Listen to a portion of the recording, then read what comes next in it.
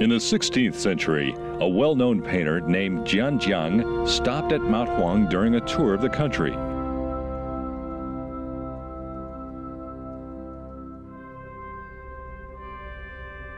He ended up spending the rest of his life there, painting its beautiful scenery. He thus established the Mount Huang School of Painting, the only genre to be named after its subject.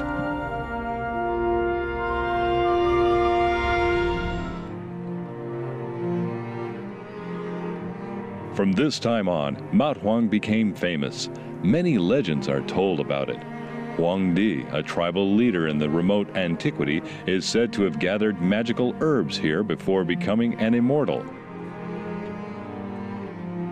It is said that the mountain was given its name by Emperor Xuanzang of the Tang Dynasty after he heard the story of Huang-Di. As for Jiang, using his legendary brush technique, he reproduced the breathtaking beauty of the mountain for everyone to see.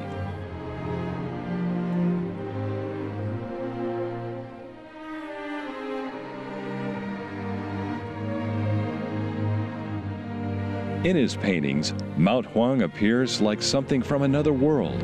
Of all the subjects of his paintings, the most impressive are the pine trees tenaciously growing out of rock crevices high up on the mountain slopes.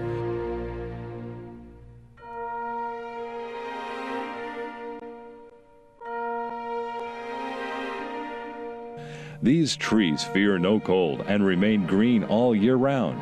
The rocks from which they are growing leave them twisted into shapes too bizarre for the human imagination to conceive.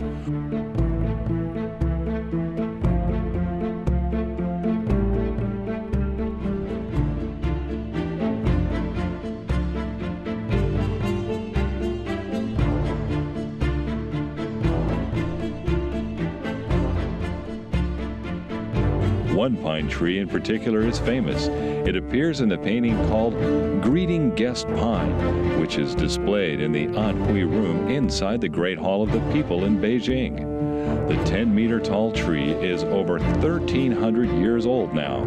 The painting has made the Greeting Guest Pine the symbol of Anhui province, where Mount Huang is located.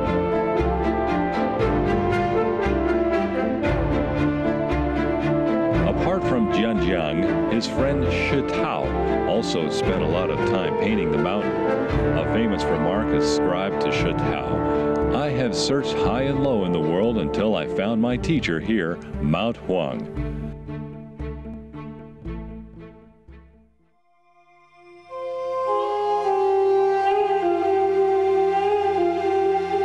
However, the subjects he painted were not rocks, but the constantly shifting sea of clouds.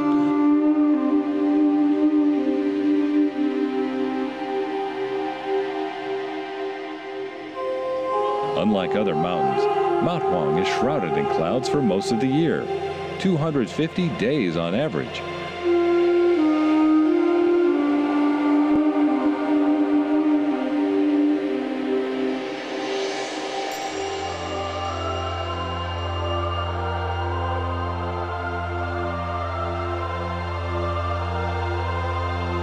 The sea of clouds is always fluctuating. Its torrential waves are rising high and dipping low and rolling to all sides.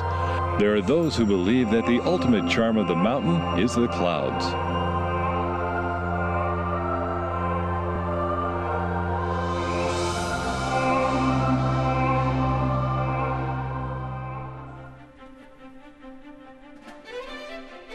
Following Shi Tao, another famous landscape painter came to Mount Huang in 1671. He was Mei Qing, and he chose to illustrate Mount Huang using another of its features, its rocks. His paintings gave rise to a popular saying, "No two rocks on Mount Huang look the same, and no rocks on Mount Huang are like those anywhere else."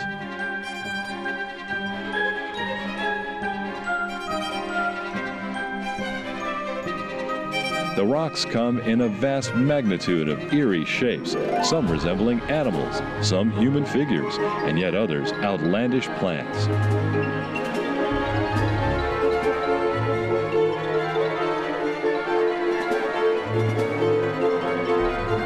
There are more than 120 rocks that are called monkey this or that because of their close resemblance to the animal. And the rocks even alter their appearance according to changes of the season and climate.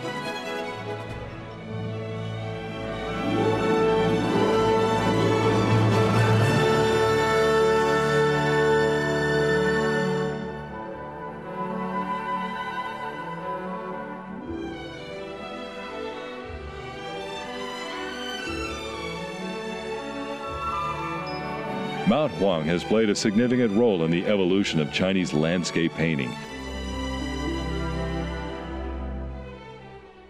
Thanks to the painters who came here, Mount Huang enjoys a special place in the hearts of artists, every one of whom wants to do the mountain full justice, but they all fail and are left vowing to return.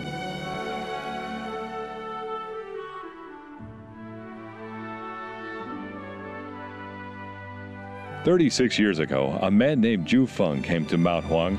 The experience transformed the avowed oil painter into an exponent of the traditional Chinese style. He lingered on the mountain, feeling it with his heart. He believes that Mount Huang taught him the true meaning of a landscape. 30 years later, he has a deeper understanding of the mountain than virtually any other living artist.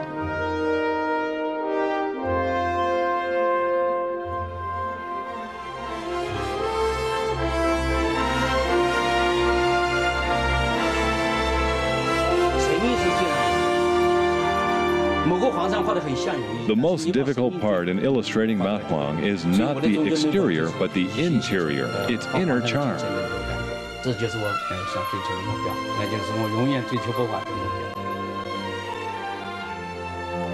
Mount Huang has nurtured numerous artists, and in return, these artists have imbued the mountain with life.